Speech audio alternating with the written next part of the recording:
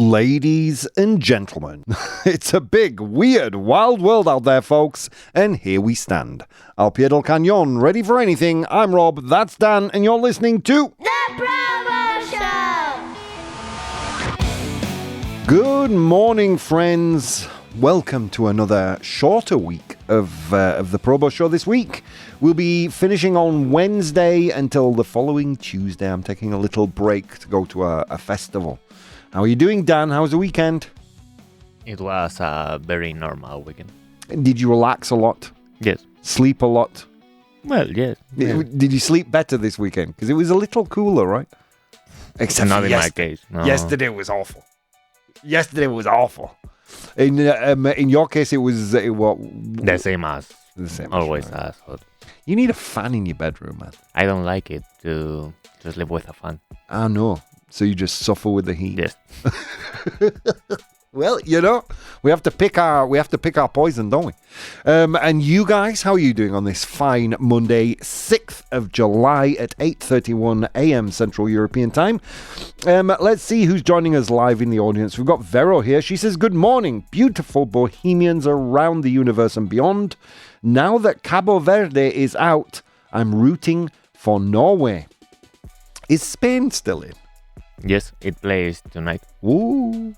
I mean, you can root for Spain as well, Vero. You're allowed. Did England win? I am so lost. It won. Yes. Yeah. England won. Scotland, how's Scotland doing? Are they still playing? I think it didn't qualify. They got knocked out. How long ago? I'm a little sad that I missed the Cabo Verde match. Apparently, it was really good. They only lost by one goal. It was 3-2, I think, the last result. And yeah, I heard that Norway put on a spectacular performance against Brazil or something like that. I don't know. I'm going to be honest with you guys. The World Cup just flows completely over my head. I'm just so blissfully unaware of what's happening. The Bridge is with us. She says, "Good morning, my beautiful bonny bouncy bohemians. Bonny bouncy, beautifully bareful." I don't know what bareful's supposed to mean. Bob, and of course, darling, dashing, dandy, dan, the radio man. Made it. I wasn't sure. Well, we are here. We are here for today, tomorrow, Wednesday, and then I take a little break to get drunk at a festival, basically. All right. If you want to join us, if you want to be as cool, as sexy, as charming, as intellectual, as impactful, as influential as our amazing live audience, you can join us on twitch.tv/professional bohemian. That's twitch.tv/professional bohemian. Mike is here as well. He says, "Good morning, dear bohemians. Respect for Cabo Verde, who almost did it. Dan gave them luck." I think so. Bridge says, "Beerful," got the spelling wrong. Beerful, not yet. But Wednesday afternoon I will be. Literally full of beer, hopefully. Let's see. As I watch, I think Wednesday night, Foo Fighters are playing. Oh, God. Yeah, and you know, I mean, did I have to take those days off? No. But better to see me sober than hungover the following day after a music festival, I think. All right, shall we see what's coming up in today's show? Today we're talking about age and technology. We asked 100 humans today to name a digital skill that is confusing to older people. Nombra una habilidad digital que resulta confusa para la gente mayor. And today's unpopular opinion is being unable to learn or use modern technology is modern illiteracy. Negarse or no poder, I think is better translation. We'll go with what the elf said. Negarse a aprender o usar la tecnología moderna es el analfabetismo. Oh, damn, this is going to be a word. Analfabetismo de hoy en día. Yeah? Okay, he's nodding, so I think that's a yes. Yes. That's today's unpopular opinion, but more on that later. First of all, we're going to turn our attention to the news today. Let me just very, very quickly check what's being said here. Wednesday, my favourite day, says the Bridge, and Dan's least favourite. It'll be his least favourite this week because he's going to be, he's going to be tortured inside for missing me. He's like, oh, Rob's not here. That look on his face was not the look of torture. It was. I saw a glimpse of joy there that I hadn't seen in a couple of days. All right, let's get into it. Economists have found the answer to slowing cognitive decline. Los economistas han encontrado una respuesta para ralentizar el deterioro cognitivo. I'm butchering this. Am I not, Dan? Deterioro cognitivo. Can you guess what it is, Dan? No. Avoiding retiring early. A study finds evitar jubilarse pronto, según un estudio. Oh, go to hell. I mean, look, I'm unlikely to retire at any age, am I? I've got no plan. My plan is winning the lottery. Well done, Rob. You slipped that I in appropriately. Thank you. A new study highlighted by Fortune. You know, Fortune are starting to piss me off. They did a really crappy news story last week. What was it about? I can't remember, but I took great offence to it. Oh yeah, that Europe's talking about Europe's heat wave and comparing it to gun death in the US. Go to hell, Fortune. Anyway, let's dig in. A new story highlighted by Fortune suggests that retiring early may do more than shrink your finances. It could also speed up cognitive decline. Economists analysing data from roughly 40,000 Americans aged 51 to 75 found that leaving employment was linked to worsening cognitive performance, while staying in work was associated with stronger sustained cognition. The researchers argue that this is not just a coincidence. By combining long-term health data with labour market shocks, they found evidence that job loss and early retirement can directly contribute to mental decline, especially for Gen X workers leaving the workforce before 65. Chance would be a fine thing. I would love to retire, Dan. Are you looking forward to retirement, or do you think you're going to be one of those that's going to keep on working forever, Dan? No, I'm looking forward to retirement. Me too. I wish it could happen now, if I'm honest with you. But I need to win. We need to win the lottery. We haven't played in a couple of weeks. The article also argues that this is not just a personal issue, but an economic one. Cognitive decline and related conditions such as dementia already cost the US hundreds of billions of dollars each year, while an aging population is also slowing economic growth. Study co-author. I think I've just read between the lines of what this article is about. Don't stop working. You're getting too old and we can't pay your retirement, so stay working, please. Anyway, study co-author David Newmark says the findings should push policymakers and employers to think harder about keeping older adults in work through retraining, flexible schedules, and phased retirement options. The message is clear. For many people, working longer may protect not only their income, but also their brain health. Look, it could be true. It could be true. But you know what else you could do to keep your brain working? You could play Sudokus on a beach somewhere. You know what I mean?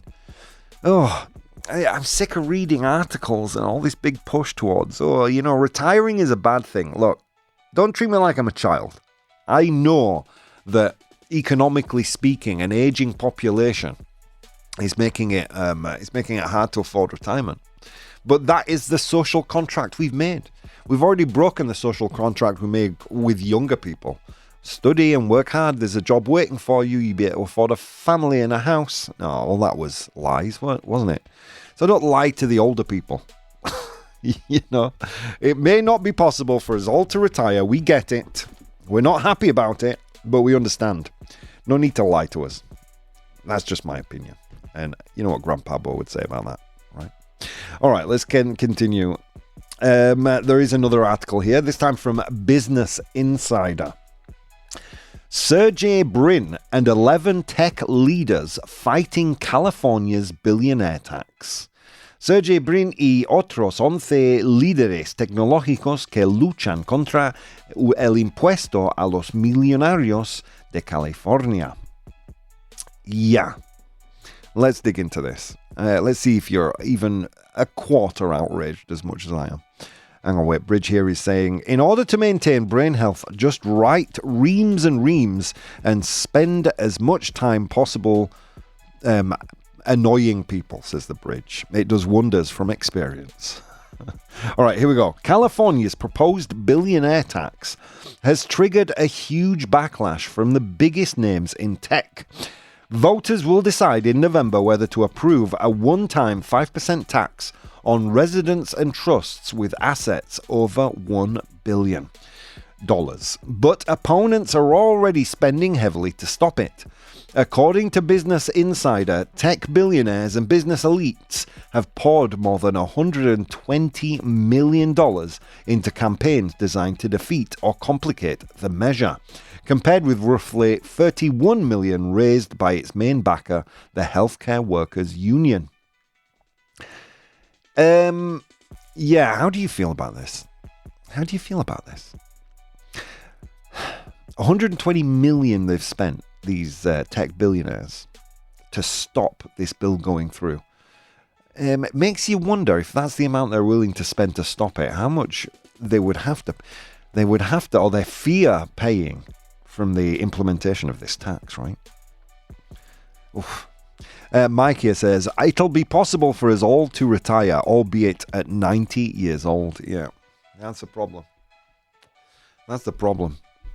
Sergey Brin alone has contributed $82 million to oppose the effort, with other major donors including John Doerr, Patrick Collison, Eric Schmidt, Chris Larson, Peter Thiel, Tony Zhu, Max Levshin, Ron Conway, and Michael Moritz. The article paints a picture of a powerful and coordinated resistance from Silicon Valley, with some billionaires not only funding political groups, but also moving assets out of California ahead of key deadlines. Whatever happens at the ballot box, this is already shaping up to be a major fight over wealth, power, and who gets the rules, or who sets the rules in California. I mean, yeah, I don't know. I know there are a lot of contentious feelings around this. You know where I'm at.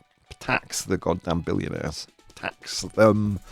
You know, the amount of money that is poured into the pockets of these tech billionaires, and their money, power, and influence is almost impossible to imagine, isn't it? Again, in attendance of Trump's inauguration were all these guys, weren't they? Not your average people. They were locked out. It makes me wonder about the future and what happens to us all as we're all relegated to servitude, not even looking forward to retirement anymore, are we? Young people can't afford homes, as all the wealth is poured into the pockets of just a few. Let's hope this tax does pass, and hopefully it will be a nice earmark for the future. On that note, friends, let's go into today's unpopular opinion. Unpopular opinion. Okay, here we are. Today's unpopular opinion is, let me see if I can get it right this time, being unwilling or unable to learn or use modern technology is modern day illiteracy. Negarse a aprender o usar la tecnología moderna es el analfabetismo de hoy en día. That's today's unpopular opinion. How do you think they voted on Instagram, Dan? I think they voted true. Do you think it's a true as well? Yes. It's 76% true. Is there any of the modern technology, the apps, the banking things that you find personally as a young person impossible to use or understand? Right now, I cannot think of any of them. Yeah, there are for me, I'll be honest. And there are certain things I do feel reticent about using. Online banking maybe be the top of the list. I don't know, I may be a bit old school and feel a little nervous about using it. However, I do use most modern technology. You know, I'm not kind of a technophobe. But is this a question of technophobia or, you know, aging populations finding it hard to use technology, to kind of wrap their heads around the new digital landscape? Calling unwillingness to use modern technology modern illiteracy makes mistakes dependency, I think, for intelligence. I mean, let's be honest, who chose to make things digital? I don't think it was us, friends. I don't think me and you ever voted for banks to close down branches, for governments to move services online. I didn't vote for that. I didn't vote for companies to replace human support with apps, or shops to remove cashiers in favor of auto checkouts, or employers to demand 5 different platforms. And and then society turns around and says, if you can't keep up, you are illiterate. Is that fair?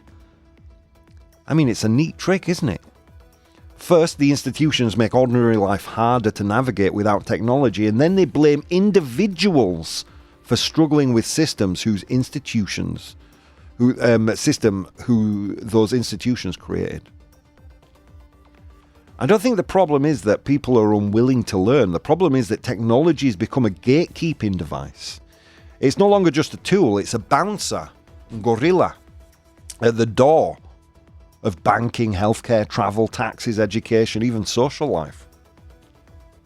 It's not illiteracy, it's bureaucracy, isn't it? Think about it. Literacy is pretty much standard. You learn a language once and that language ostensibly stays the same. With technology, the boundaries are always shifting. It is not a fair comparison. And I will argue today, I think, that being unable or unwilling to learn modern technology is not akin to modern day illiteracy. I don't think it is. I think it's a rejection of bureaucracy, maybe more insight into what these platforms are really about, which is collecting and harvesting data. But hey, let's get into the pros and cons, shall we? So you're right, Dan. 76% of people voted true. I do imagine that'll shift as we talk. So let's get into the pro column. Refusing to learn technology is a form of modern illiteracy. Technology has become a basic life skill. Banking, healthcare, government services, shopping, communication, and job applications increasingly require digital competence. Refusing to learn technology can exclude people from everyday life. But surely, essential services should remain accessible to people who cannot or choose not to use digital tools. I mean, disagreeing with that makes you the kind of person that doesn't want ramps on public buildings. Oof. There's a tough thing to understand, but it's true. Surely access, or maintaining access for people who cannot or choose not to use digital tools, is as important as physical access into buildings, isn't it? Digital literacy is the new literacy. Reading and writing once determined who could fully participate in society. Today's understanding technology plays a similarly fundamental role. But traditional literacy is universal across almost every aspect of life. Technology skills are more varied and constantly changing. You learn the language, you learn to read, you read forever. Language isn't shifting as quickly as the ever-shifting sands of technology. And then the finger is pointed at you or the individuals. Oh, well, you should have kept up, shouldn't you? But should we? I didn't vote for any changes. Did any of us vote for automatic checkouts, for banks being bank branches being closed, for companies outsourcing their communities, their customer service to AI robots? Did any of us vote for that? Then it's not illiteracy, is it? It limits independence. Someone who cannot use modern technology often has to rely on others for tasks they could otherwise do themselves. Look, dependence isn't unique to technology. Everyone relies on specialists in areas that they don't understand. You know? You have a gestora, you know? Many people aren't unable, they're unwilling. The barrier is often attitude rather than ability. Rejecting technology out of principle can become self-imposed isolation. Yeah, but I think some people conscientiously prioritize their privacy, or simplicity, or mental well-being over adopting every new technology that gets forced upon us. Did you ask for an AI tool in your search engines or your favorite social media? Do you ask for any of the slop that's offered to you? Of course you don't. It reduces opportunities. Digital skills open doors to education, employment, entrepreneurship, and social connection. Yeah, but just like any opportunity, not everyone values them equally, particularly later in life, right? Society is moving on regardless. Whether we like it or not, digital systems are becoming the default. Refusing to adapt can leave people increasingly disconnected. But, and I would argue this principally, society also has a responsibility not to abandon those who struggle with technological change. Rather than point the finger and call them illiterate, we should be opening access for them. Again, it is not illiteracy. A language is ostensibly fixed, and technology is constantly changing. Let's get into the cons now, where only 24% of people, oh yeah, we've shifted again, 24% of people voted false, so let's get into it. The comparison to illiteracy is unfair. Technology is optional in a way literacy isn't. You can live a meaningful life without social media, AI, or the latest apps. You cannot realistically function without reading and writing. I mean, of course, most people would have you believe that the opposite is true. No, if you can't use this app, then you are functionally illiterate. Well, you're not, are you? You're not, are you? Can you draw a straight line between intelligence and the ability to navigate certain technologies? I don't think you can. Is Dan any less intelligent than someone of the same age who can code?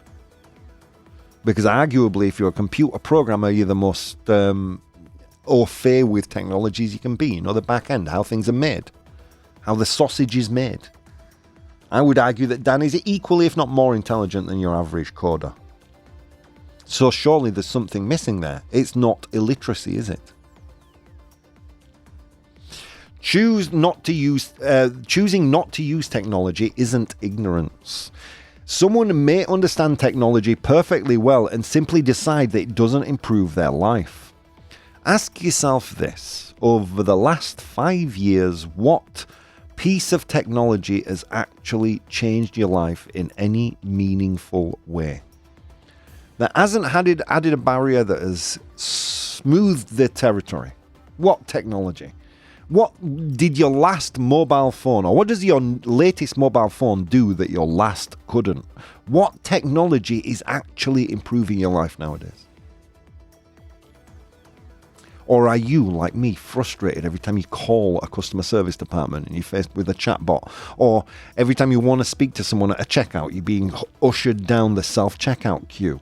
Or if you want to go to a bank branch and the nearest one is a mile away because all the branches have closed? Or are you a bit like me thinking, hang on a minute? Is society falling down the hole of creating shareholder value and not, again, treating us as the clients?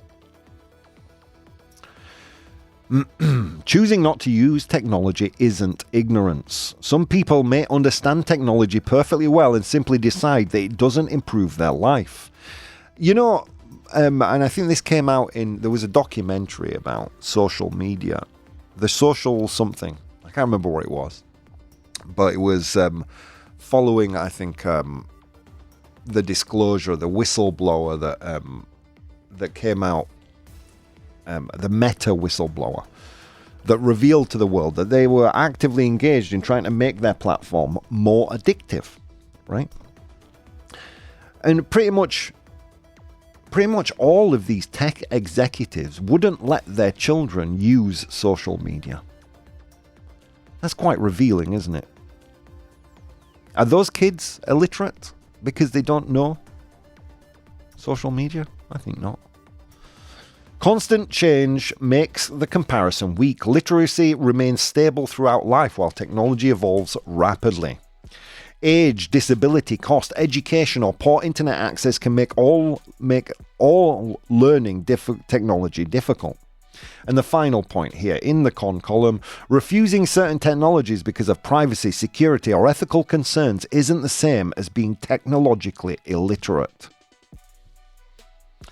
It's an interesting one today, and I think we maybe need to shake off some shackles or what's the word I'm reaching for?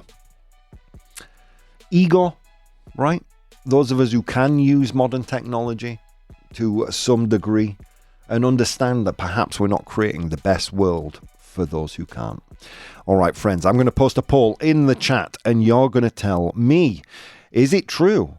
Being unwilling to learn or use modern technology is modern illiteracy. Negarse a aprender o usar la tecnología moderna es el analfabetismo de hoy en día. True or false? Guys, I'll see you in just a few minutes. Hey guys, if you'd like to support the show, you can do so on Patreon.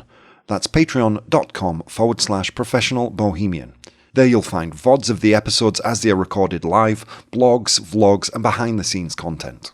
If you'd like to watch the show live, you can do so on twitch.tv/professional bohemian, and you can participate in the polls we use in the show on Instagram @professional bohemian or Twitter @ProBoh, PROBOH. Okay, on with the show. Ladies and gentlemen, welcome back to the show. It's now 9 a.m. Central European Time, and you're joining me and Dan live. Interesting show today, talking about digital literacy or illiteracy. Don't forget, you still have time to vote around... How much time do you have to vote? Around another 5 minutes left. You can do that at twitch.tv/professional bohemian. twitch.tv/professional bohemian. That's Bohemio Profesional, pero en inglés. In the first part of the show, we looked at an interesting article from Fortune about how early retirement may affect your cognition, may speed up or encourage cognitive decline. I call BS on that. I can think of 1,000 things that I can do to maintain my cognitive state outside of creating shareholder value, you know. And the second piece of news we covered was how 12 tech leaders are fighting California's billionaire tax. I'd be interested to know what you think about that. I don't know. Increasingly, I feel like our feudal lords are unhappy that we are trying to have them pay their due, right? And then we moved on to today's unpopular opinion, which is being unwilling or unable to learn or use modern technology is modern illiteracy. We went over several pros and cons. In the pro column, that technology has become a basic life skill, that digital literacy is a new literacy. It limits independence, and many people aren't unable to learn. They're just unwilling. And how it might reduce your opportunities, and that society is just going to move on regardless. But then in the con column, we saw that technology is optional in a way that literacy isn't. And choosing not to use technology isn't ignorance. I mean, if you just simply decide that it doesn't improve your life in any meaningful way. Constant change makes the comparison weak. Like, literacy is something... languages are fixed in time, aren't they? Okay, they do evolve over generations. The slang may change, but the actual language stays the same. Whereas technology changes year on year, month on month. Sometimes, especially with AI, day to day. Digital exclusion isn't always a personal choice. Age, disability, cost, education, poor internet access, all these things can make digital exclusion something to worry about. And some skepticism, I think, is healthy with regards to technology, especially if you value your privacy, security, or, you have ethical concerns. Human value shouldn't depend on technical ability. Not only is the comparison to illiteracy weak because of the shifting nature of technology, but human value should not depend on technical ability. But now we come to you, my friends. What do you think? So you still have time to vote. How much time do we have left on the clock? 4 more minutes. Dan, have we shifted your needle at all? Well, I think it's some kind of illiterate, but if you take the word illiterate very literal, I guess it doesn't. Yeah. I mean, there is certainly, I understand what you're saying. There is certainly some kind of deficiency there. Well, deficiency is a bad word, isn't it? There is something that's going to hold you back, a perceived kind of roadblock if you don't keep up with technology. So you're right about that, I think. But yeah, I mean, it can't be compared to illiteracy, can it? And the goalposts are not the same. You learn a language once and you've learned it. And then who asked for checkouts to go automatic or to become machines? Who asked for bank branches to close and everything be app driven? Who asked for for customer service to become AI robots? Who asked for any of this? And then the same people who impose these things point at us and say, you guys, if you don't keep up, you are illiterate. No. If your library were to add ramps to their stairs to access the library, you would applaud them, as would I, because you're a good person. So if someone is technologically doesn't have the technological background to be able to use some kind of app or appliance, and there is no other way for them to stay up to date with their whatever it is, banking or whatever, we should be outraged for them. We should be encouraging access, not gatekeeping, especially when it comes to things we didn't ask for as a society. I think that might make sense. Let's see what you guys are saying, shall we? All right, let's do a little scrolling. In order to maintain brain health, okay, where are we? Mix, it's a marker of age. All you need to do is go to the bank and watch the queue that builds up at the ATM. Yeah. We've just replaced one queue for another, only this queue is in the sunlight, isn't it?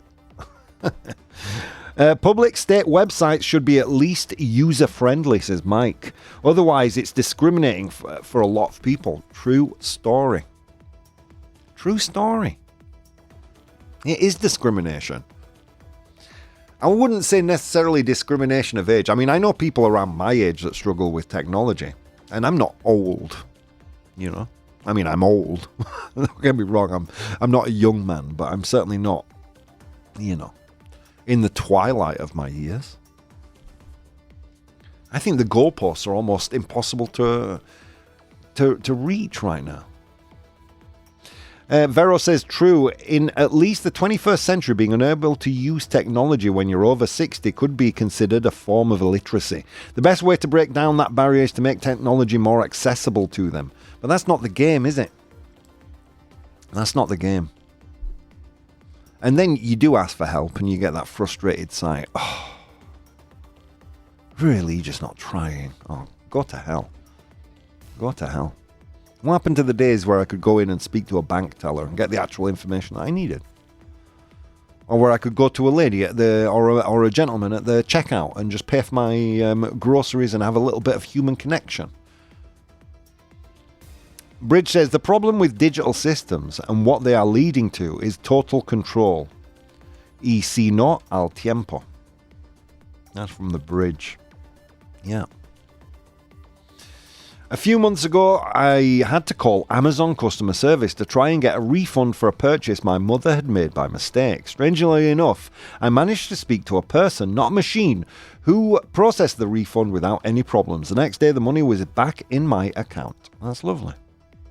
Not a common tale about customer services, though, is it? Which is why it probably sticks in your memory. Because those isolated events of pure joy when you manage to speak to another human being when you need to, oh my God, I'm going to stick that in my memory banks for future perusal. Because the common thing is press 1 to speak to, press 4 to speak to.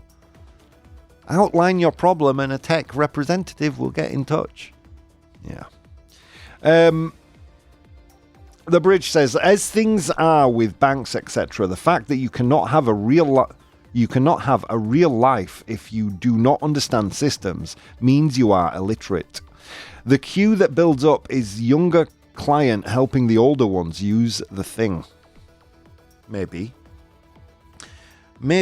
but I'm pretty sure none of us asked for these services that are being foisted upon us. And even if it is the case, we may, like, I certainly enjoy the convenience of an ATM. But the fact that every other option is removed, I think is wrong. It restricts access. Is that where we are in society? Gatekeeping? I mean, surely we should be allowing and encouraging access across any age group, across any skill level. Let's not forget, most of the people who struggle with this kind of with technology were not taught that technology in school. So is it even fair? Anyway, let's check out some comments I got on Instagram.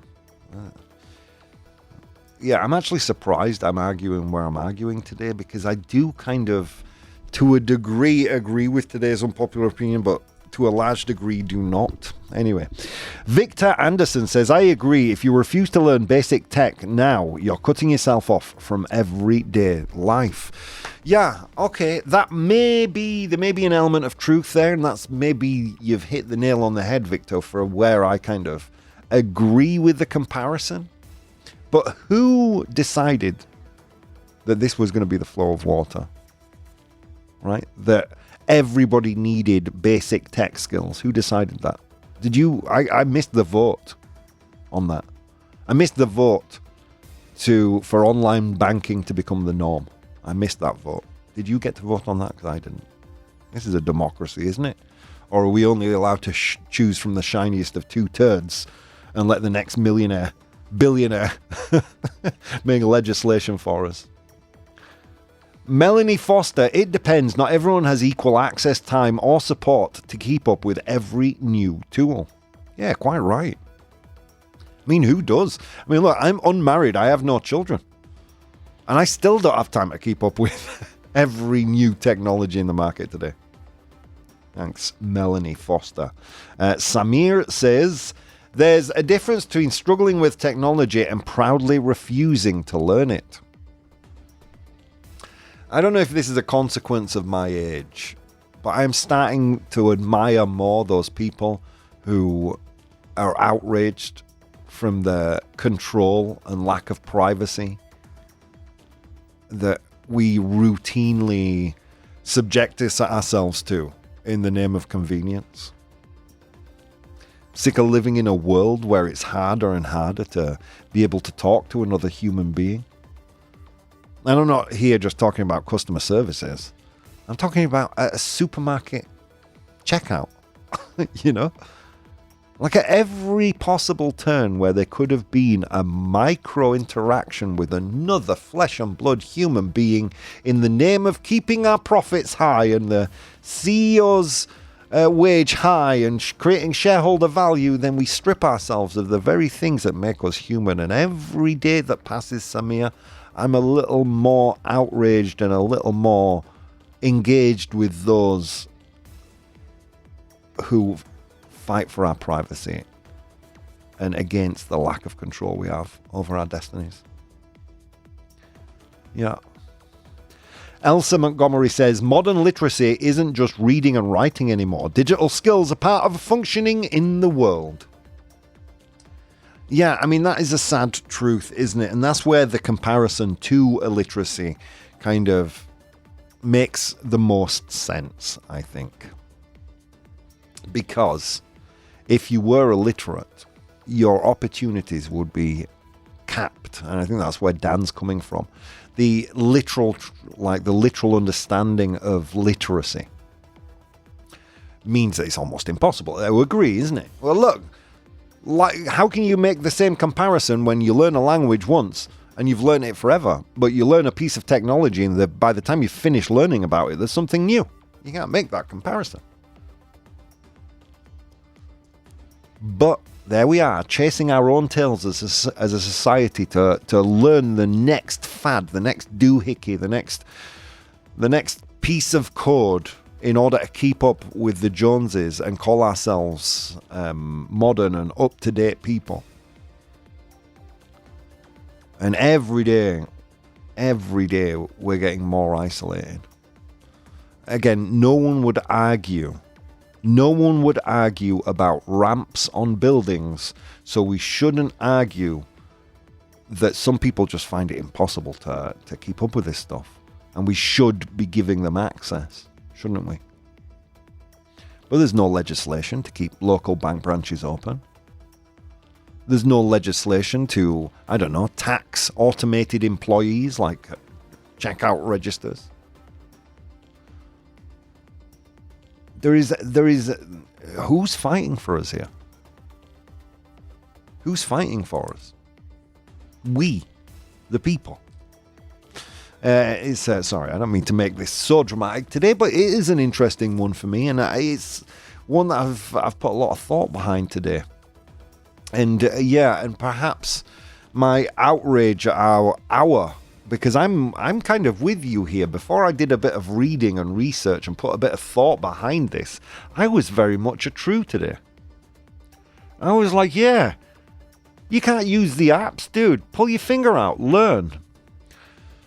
But the more I thought, and the more again I picked apart my own feelings on this and tried to get down to the bones, the nitty gritty, to understand where the seeds of where that kind of prejudice lived in me, the more I started to uncover a little bit of, hypocrisy. Because if someone wasn't physically able to access a thing, I would want to build them a ramp. However, if someone's not mentally able to get their head around a piece of technology, I point the finger at them and say, pull yourself together. And there's something wrong in that opinion, I think. Let's see how you voted today, shall we? So again, on Instagram, the vote is still live on Instagram. Hopefully most people are actually voting here, though, instead. Let's see.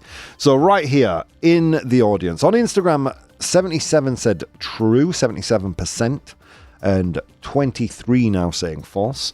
But right here, among our thought leaders, when I made the statement that being unwilling or unable to use or learn modern technology is modern illiteracy, you guys said...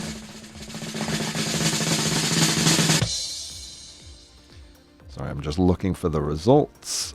67% false. Kind of glad I won this argument today. Not because there isn't a certain amount of rationale behind the true argument, just because the saying true, I think, paints a pretty dim picture of the people that we are. And again, don't feel bad if you voted true. You know what I mean? I was, before thinking about this, putting some thought behind this yesterday, I was a true as well. Mike here says, the problem is that technology is less and less accessible. In order to use it, you have to pay more and more. That's right. That's right. Because you're either a member of that shareholder, that political, that upper crust, that, or you're us. And we are to be mined for everything that we're worth, every penny that we're worth. And then we jump online and our attention is mined for every bit of its value. there has to be a point in time that we say no. And I think this might be it. Open up our local bank branches again. Not everything has to be online. Open up the checkouts again. I don't know, man. I don't know. I hate to take it to this depressing place on a Monday morning, but it is Monday, so you're probably pretty cued into that feeling right now. So yeah, you guys agree that false, flying in the face of what our friends here on Instagram said, and there may be some rationale to that. It is hard to say that technological illiteracy is the same as illiteracy, isn't it? Because languages don't change and technology seems to change on a day-by-day basis. But all these things, friends, they're just opinions. And as Grandpa Bo would say, opinions, they're like buttholes. Everyone has one. They all stink, including mine. Let's move on to today's 100 Humans. Oh my God. It was a long walk to work today across snow-capped mountains and through river valleys, and on that walk I encountered 100 humans and I asked them all a question. Today's question was, name a digital skill that is confusing to older people. Nombra una habilidad digital que resulta confusa para la gente mayor. I asked them that question, they gave me their answers. I'm in possession of the top 7 answers right here. Your job in the audience is to identify those top 7 answers. Okay, Dan, kick us off. Digital identity in the term of clave digital, those kind of things. Like two-factor authentication in websites, things like that. Is tu autenticación de dos factores? Is that there? Yes, it is. Well done, Dan. 8 of 100 humans said that. It's in 7th place. The clave digital thing for me was a nightmare, so I can't imagine anyone older than me trying to get that sorted out. Dude, what a nightmare that was. All right. Let's see. Dating apps, says Mike. Apps de citas. Is dating apps there? No, it's not. Wah, wah, wah. Vero here says banking. I need you to be more specific because there are 2 banking related things here. So I need you to be more specific, Vero. You're on the right track, but be a little bit more specific. And Bridge says everything. Bridge, you definitely need to be more specific. Everything. Everything. Pushing the buttons, says the Bridge. All right, let's take a quick look on Insta. Carlos said Tinder. Yeah. Yeah, I don't know if that's not just willing refusal to participate in being catalogued, but maybe. My friend Will here says, age verification for naughty sites. Juan Areo says AI. What buttons to press? That's the Bridge. Okay, Paco here says ATMs, automatic teller machines. ATMs, cajeros automáticos. Is ATMs there? Yes, it is. Well done. Well done, well done. Who was that? ATMs. Paco Maestre. Welcome. Let's see. Fran says Wi-Fi versus cellular data. So like internet access or access on a mobile phone. Is that there? No, it's not. Good answer, though. Cryptocurrency trading, says Noel. Jeez, Louis. I wouldn't. Would you know how to trade cryptocurrency, Dan? No. No, me neither, dude. Come on. Noel says cryptocurrency trading, is it there? No, it's not. Mia says making video calls. Hello? Can you hear me? I can't see you. Is making video calls there. Video llamadas. Yes, it is. Well done, well done. And Raj says passwords, or using a password or remembering a password. Is passwords there? Contraseñas. Yes, it is. Well done. Contraseñas. 9 of 100 humans said that one. 5th place. Social media, says Tigre Devil. Well, Tigre Devil actually says social media management. But it's social media there. Redes sociales. I mean, I've almost typed searches into my social media and posted them by accident. I have sent people WhatsApp, so it was supposed to be Google searches, you know. I think that's a consequence of my age. Social media, is it there? Yes, it is. Well done. 26 of 100 humans said social media. It is the number one answer. Well done. Okay, there are two answers left. One of the answers, Vero in the audience got half right. Banking, but it's a particular kind of banking. Particular kind of banking. What banking is it? We've had ATMs, but there's another kind of banking. Oof, what are we talking about? And the other thing is where you keep your files. Google Drive is this. OneDrive is this. Dropbox is this. Do you know the term for those places? Where you keep files remotely. It's a tough one. All right, Dan. Something banking. Do you think you know where it is? No, I knew the other one, but not the banking one. Okay. And the other thing though, that Google Drive is, OneDrive is. That's cloud storage. Cloud storage, Dan. Well done, sir. Almacenamiento en la nube. Okay, guys, you almost completed today's 100 humans. Let's go through the list. All right, Mike actually got cloud there. Well done, well done. All right, in position number 7. When I asked 100 humans to name a digital skill, nombra una habilidad digital que resulta confusa para la gente mayor, that is confusing for older people, they said two-factor authentication.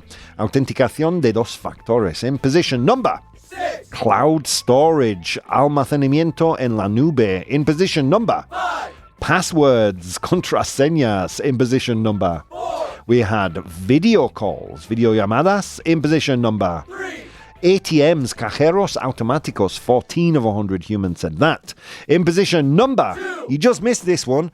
Online banking. I should have really given it to Vero. I should have given it to her. 21 of 100 humans said that. And finally, in position number 1. Social media. Redes sociales. Well done, guys. That is definitely age. Thank you, guys. All right, guys. Look, that's all we've got time for. I'll see you later.